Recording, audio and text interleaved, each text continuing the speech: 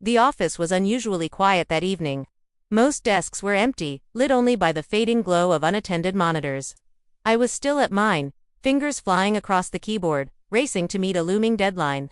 They always seemed to sneak up on me, and tonight was no different. Still here. The voice caught me off guard. I looked up to find Mr. Donovan, my boss, standing by my desk. His tie was loosened, sleeves rolled up, a rare sight for someone usually so put together. He looked tired, but his smile was kind. Just finishing a few things. I replied. When you're done, stop by my office, he said gently. I need to go over something with you. I nodded, heart skipping for reasons I couldn't quite explain.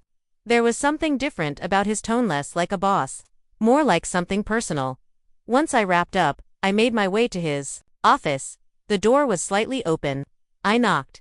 Come in, he called. His office felt different that night. A soft glow from a desk lamp replaced the usual harsh lighting. I caught the faint scent of his cologne in the air. He sat back in his chair, eyes weary but kind. Have a seat, he offered. We went over the project briefly, but it was clear something else was on his mind. His eyes drifted every now and then, more thoughtful than distracted. You know, he said after a pause, I don't say it enough, but I really appreciate your work. You're dependable, and honestly, I rely on you more than I should. His honesty caught me off guard. Thank you, I said, surprised. He smiled, not the polite kind, but a genuine one. Almost vulnerable. I know I'm not the easiest person to work with. You're not so bad, I teased, earning a soft laugh from him. From there, the conversation shifted. We spoke about work frustrations, late nights, and eventually our lives outside the office. He shared stories from his younger years, things I'd never imagined him saying. I didn't think I'd end up here, he admitted. Life takes strange turns. I nodded, feeling unexpectedly close to him. Then I knocked over my coffee, sending it across my papers. Oh no, I gasped, scrambling to clean it. Here, he said, rushing to help with tissues. He knelt beside me, our hands brushing briefly. It was a fleeting moment, but something about it lingered. Sorry, I murmured, pulling back. It's okay, he said, his gaze meeting mine and holding. I left his office more confused than ever. The moment, playing on repeat in my mind, for days afterward. In meetings, I caught myself watching him more than I should, small things like how he ran a hand through his hair or smiled at a joke. Then, one evening, as I was packing up, he stopped me again. Do you have a minute? He asked from his office door. I nodded, unsure what to expect. Inside, he leaned against his desk, arms crossed. I know things have been intense, he began, but I wanted to tell you I see how much you've taken on.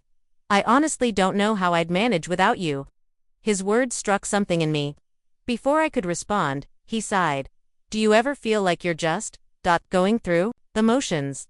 The question surprised me. Yeah, I said quietly. All the time.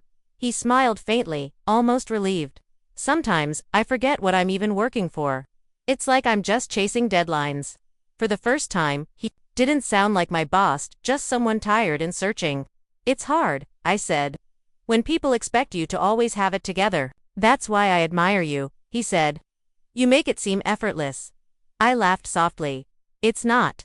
We talked again about family, loneliness, and how work can feel like a distraction from everything else. I guess that's why I stay here so late, he said. It's easier than being alone. I get that, I replied. Sometimes, I wonder if I'm doing enough, or just wasting time. He looked at me, thoughtful. It's strange, he said. But you're the only person I feel I can really talk to. Those words lingered, heavy but comforting. You know, he added, I never thought someone 8 years younger would understand me like you do. Age doesn't always matter, I said softly.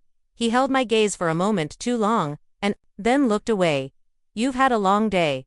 I should let you go. I stood, but before I reached the door, he said, I'm glad we talked. Me too, I replied, unsure why my heart felt so full. Days passed, but I couldn't shake his words. I kept replaying them, how he said I understood him better than anyone. I told myself I was imagining things, but every time our eyes met, something in me stirred. Then came the message, can you stop by before you leave? When I entered his office, he was pacing. Sorry to pull you in again, he began, voice lower than usual. But I need to say something. He hesitated, searching for the right words. I've tried to ignore it, but I can't anymore. I care about E more than I should. I know this isn't ideal, with work, the age gap, but I had to say it. I froze.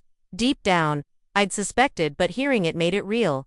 If you don't feel the same, I get it, he added. I just couldn't keep pretending. I searched for words. My mind raced. I don't know what to say, I admitted. You don't have to, he said gently. I just needed to be honest. It's not that I don't feel something, I said. I'm just not sure if it's right. I've been telling myself the same thing, he said quietly. We sat in silence, unsure of what to do next. I think I need some time, I said finally. To figure it out. Of course, he nodded. Take all the time you need. I turned to leave. Whatever happens, he said, just know you mean a lot to me. I couldn't help but smile. The week that followed was a blur. I kept my distance, unsure how to act. Still, I felt his gaze when I passed by. He didn't push. He gave me space, but that made it harder. I couldn't stop thinking about him, about how honest he'd been. How seen I felt, so I decided to talk to him.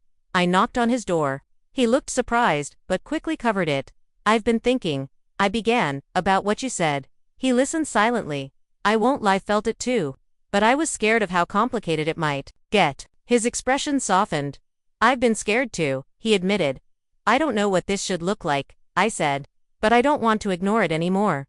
He smiled. I don't want to rush. I just want to know you, outside of meetings and reports. I'd like that, I said. That weekend, we met for coffee. It felt easy, natural. We talked for hours about books, cooking, music, everything beyond work. When we left, the air was cool. Our hands brushed. This time, neither of us pulled away. I'm glad you came, he said. Me too. I reached for his hand and he held it gently. I don't know where this will go, I whispered. Neither do I, he said. But I'm not going anywhere. And in that moment, under the city lights, I finally felt like I was exactly where I was supposed to be.